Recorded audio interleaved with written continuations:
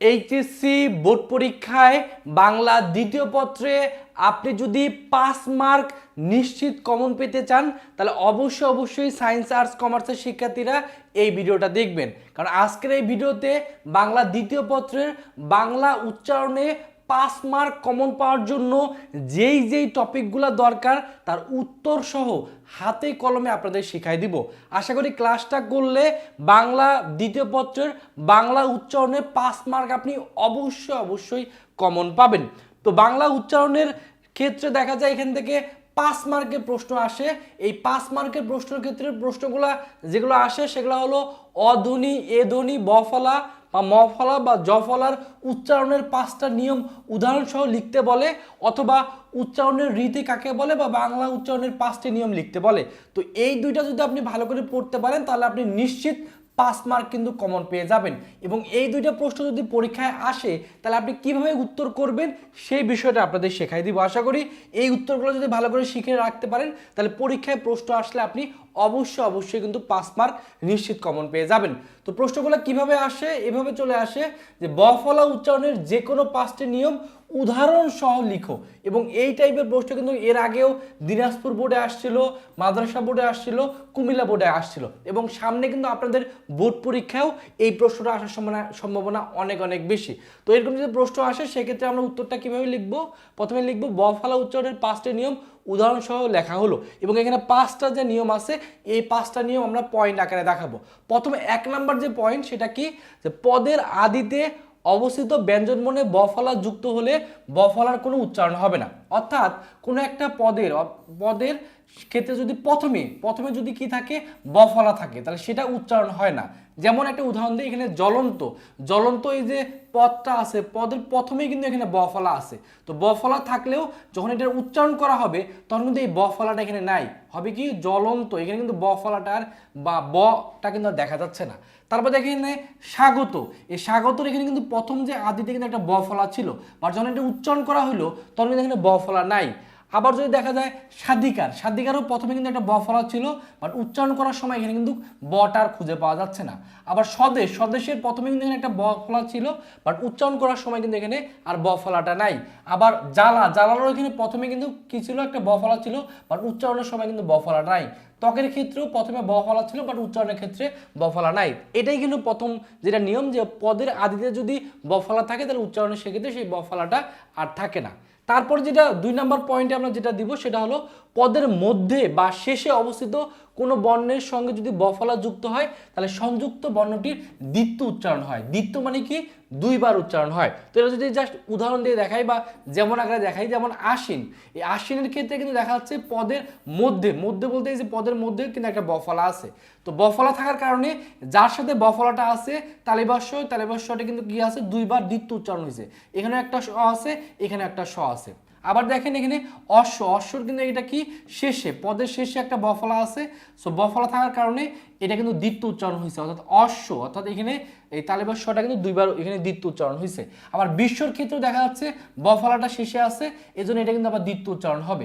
বিজ্ঞানের ক্ষেত্রেও বফলাটা মাঝে আছে, সেই জন্য এটা কিন্তু দ্বিত্ব উচ্চারণ হবে, বা 2বার এই উচ্চারণটা কিন্তু দটা 2বার কিন্তু এখানে দেওয়া হয়েছে বা 2বার উচ্চারণ হয়েছে।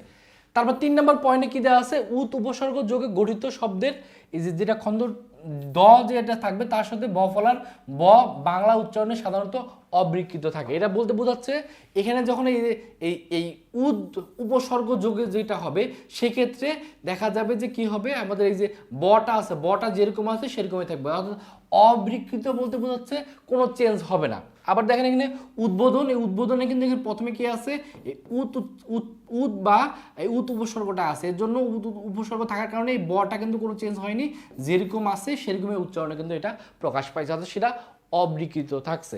তারপর দেখেন 4 নাম্বার যে পয়েন্ট সেটা হলো ম ব্যঞ্জনের সঙ্গে বফলা যুক্ত হলে বফলার উচ্চারণ অবিকৃত থাকে, অর্থাৎ ম ব্যঞ্জনের সাথে, যেমন এখানে কম্বলের ক্ষেত্রে এখানে ম আছে, তার সাথে ব এখানে যুক্ত হয়েছে, অর্থাৎ ব ফলাটা যুক্ত হয়েছে।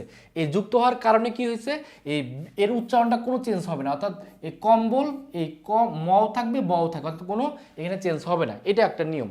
তো 4 নম্বর যেটা নিয়ম সেটা হলো ব ব্যঞ্জনের সঙ্গে ব ফলা যুক্ত হলে বয়ের উচ্চারণ অবৃক্ষিত থাকে, অর্থাৎ বর সাথে যদি ব হয়, এখানেও ব আছে এখানেও ব আছে, এখানেও ব আছে এখানেও ব আছে, যদি সেম থাকে তাহলে সেক্ষেত্রে সেটা কোনো চেঞ্জ হয় না। যেমন আব্বা, এখানে আব্বা, এখানে ডিব্বা, এখানে ডিব্বা, অর্থাৎ এই ব যেহেতু একসাথে এখানে আসছে এর জন্য এটার উচ্চারণের ক্ষেত্রে কোনো ধরনের চেঞ্জ হয় না। তো এই 5টা নিয়ম লিখলে এবং উদাহরণ সহ আপনি যদি ভালো করে লিখতে পারেন তাহলে কিন্তু এখানে আপনি কিন্তু 5 মার্ক অবশ্যই কমন পাবেন। এর জন্য এটা অবশ্যই ভালো করে পড়বেন।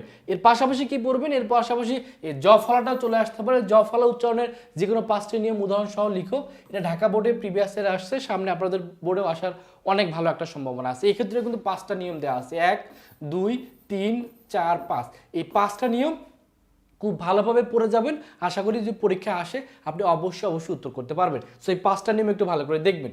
এছাড়াও কি পড়বেন, এই অধ্বনি উচ্চারণটা বিভিন্নবার বিভিন্ন জায়গায় আসছে, সেটারও আপনাকে 5টা এখানে পয়েন্ট আমরা দিয়ে দিচ্ছি। এই 5টা ভালো করে পড়বেন, 1 number 2 number 3 number 4 number 5 number. এই 5টা পয়েন্ট অবশ্যই প্রথমে আগে নিয়মটা লিখবেন, তার সাথে অবশ্যই উদাহরণগুলো দিবেন, কারণ এখানে প্রশ্নে কিন্তু আপনাকে উদাহরণ সহ লিখতে বলবে, এবং যেহেতু এখানে 5 মার্ক, এর জন্য অবশ্যই উদাহরণগুলো ভালো করে লিখতে পারলে আপনি কিন্তু 5-এ 5 মার্ক পেয়ে যাবেন। এর জন্য এখানকার যে 5টা পয়েন্ট আছে এই 5টা পয়েন্ট আগে খাতায় নোট করে নেবেন, ভালো করে পড়বেন। পরীক্ষা আসলে এই 5টা নিয়ম এবং উদাহরণ যদি আপনি ভালো করে লিখতে পারেন আপনি সম্পূর্ণ ফুল মার্ক কিন্তু পেয়ে যাবেন।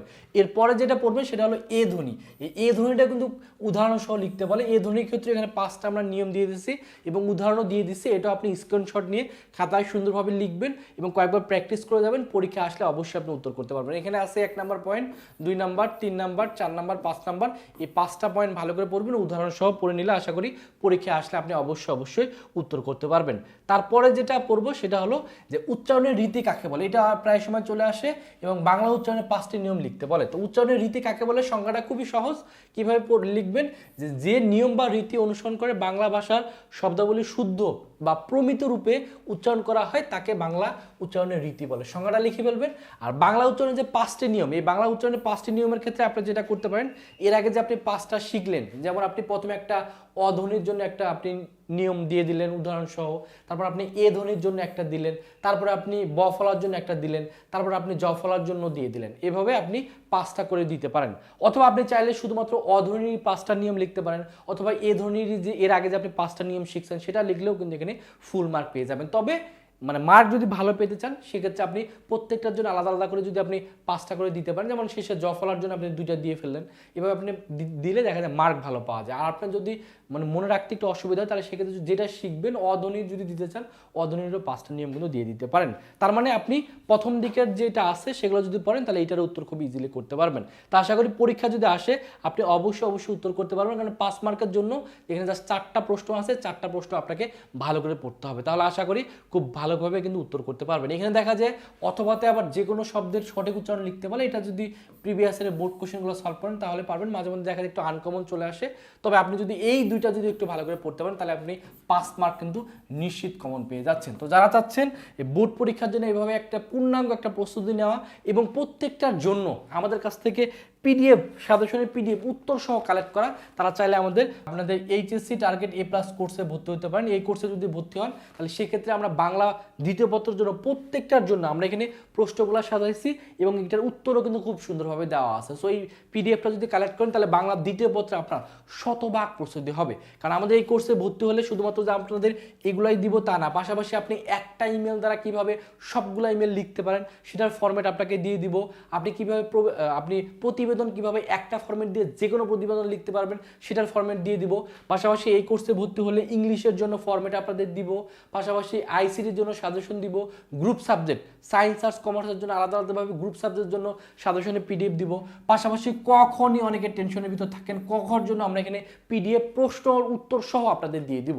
তো আশা করি জাস্ট অল্প টাকায় আপনি এই কোর্সে ভর্তি হয়ে আপনি যদি এইচএসসিতে এ প্লাস নিশ্চিত করতে চান তাহলে অবশ্যই আমাদের এই কোর্সে দ্রুত ভর্তি হয়ে যান। এটা কোর্স ফি মাত্র 499 টাকা। ভর্তি হওয়ার জন্য এই নাম্বারে বিকাশে বা নগদে সেন্ড মানি করে এই নাম্বারে হোয়াটসঅ্যাপে নক করবেন। নক করলে আপনাকে আমাদের সাজেশন টার্গেট কোর্সে ভর্তি করে নেওয়া হবে। এখানে ভর্তি হলে এই পিডিএফগুলো যদি ভালো করে পড়তে পারেন তাহলে আপনি শতভাগ প্রস্তুতি ইনশাআল্লাহ বোর্ড পরীক্ষায় পেয়ে যাবেন এবং এ প্লাসটা নিশ্চিত করতে পারবেন। কারণ মনে রাখবেন এইচএসসি বোর্ড পরীক্ষা যদি আপনি এ প্লাস পেয়ে যান, তাহলে পরবর্তীতে অ্যাডমিশনে কিন্তু আপনাকে অনেক অনেক হেল্প করবে এই ভালো রেজাল্টটা। এই জন্য অবশ্যই আপনার উচিত হলো শেষ মুহূর্তে সর্বোচ্চ চেষ্টা করা এ প্লাসটা আনার জন্য। তো আশা করি আমাদের কোর্সে ভর্তি হলে এবং আমাদের ভিডিওগুলো যদি ভালো করে ফলো করতে পারেন, তাহলে আপনি ভালো একটা প্রস্তুতি নিয়ে এ প্লাসটা নিশ্চিত করতে পারবেন। তো ভিডিওটা আপনাদের কাছে কেমন লাগছে এটা অবশ্যই কমেন্টে জানাবেন, এবং আর কোন কোন টপিকের ভিডিও দরকার সেটা অবশ্যই কমেন্টে বলবেন। আমরা চেষ্টা করব আপনাদের কমেন্টের মতামতের উপর ভিত্তি করে নতুন একটা টপিকের ভিডিও নিয়ে আপনাদের সামনে চলে আসা। সেই পর্যন্ত সকলে ভালো থাকবেন,